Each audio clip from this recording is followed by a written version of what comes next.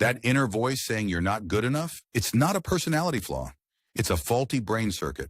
For high achievers, the brain's error detector, the ACC, becomes hypersensitive. It mistakes perceived disapproval for a real mistake. This is why the more you achieve, the louder self-doubt can get. Higher stakes put your brain's threat system on high alert. But this is a pattern, not a permanent state. You have the power to actively rewire it. In this video, we'll expose the brain's self-doubt engine, reveal the science of rewiring it, and give you a step-by-step guide. So, how is this rewiring even possible? The answer is a foundational concept of neuroscience. It's called neuroplasticity. Your brain isn't fixed. It's constantly forming new connections based on your thoughts and experiences. Self-doubt is not a life sentence. Right now, self-doubt is simply a well-traveled neural highway in your brain. Your mind defaults to it because it's efficient. This default triggers your stress response repeatedly. Chronic stress impairs memory and decision-making, fueling the feeling that you can't handle it.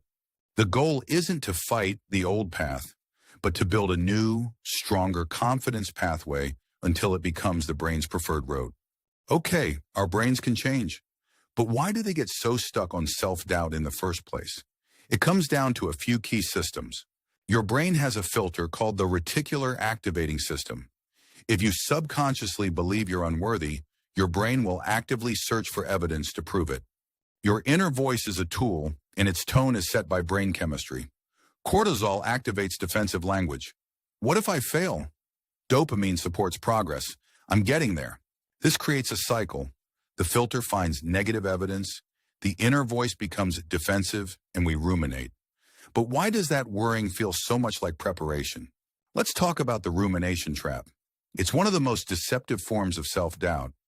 You're replaying a conversation, a presentation, a mistake, over and over. The answer: your brain's default mode network activates similar neural circuits when you're worrying coma-paired to genuinely planning. Your brain cannot tell the difference. This is why rumination feels like you're working on the problem. In reality, you're just deepening the neural pathway for self-doubt without making any progress. And you are not alone in this.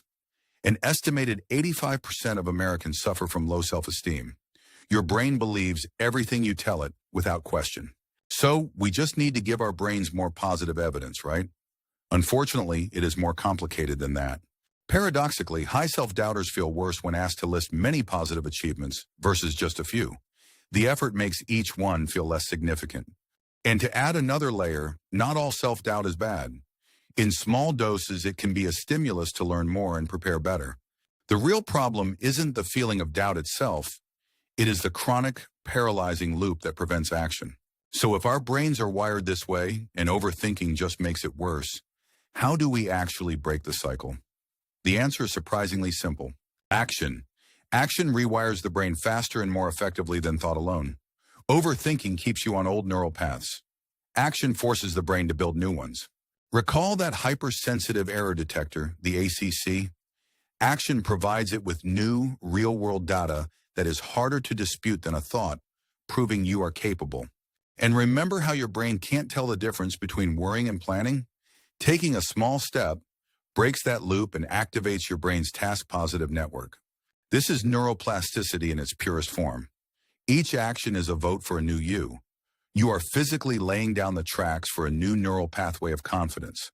This is the moment of truth. Let's build your rewiring toolkit starting today. First, catch the thought. Notice when the self-doubt voice appears. Second, challenge it. Ask, is this 100% true? This is cognitive restructuring. Third, change your words. Positive words strengthen the frontal lobes responsible for motivation.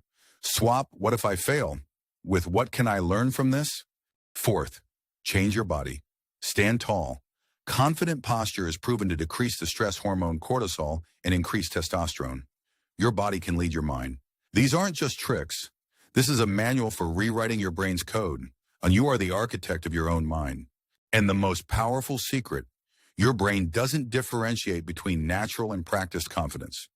It responds to both by strengthening the same neural pathways. Every small act of courage, every challenged thought is a physical act of brain surgery you perform on yourself. Don't wait to feel confident. Act your way into it. Self-doubt ends today. Not because it magically vanishes, but because today you learned how to stop listening and start building.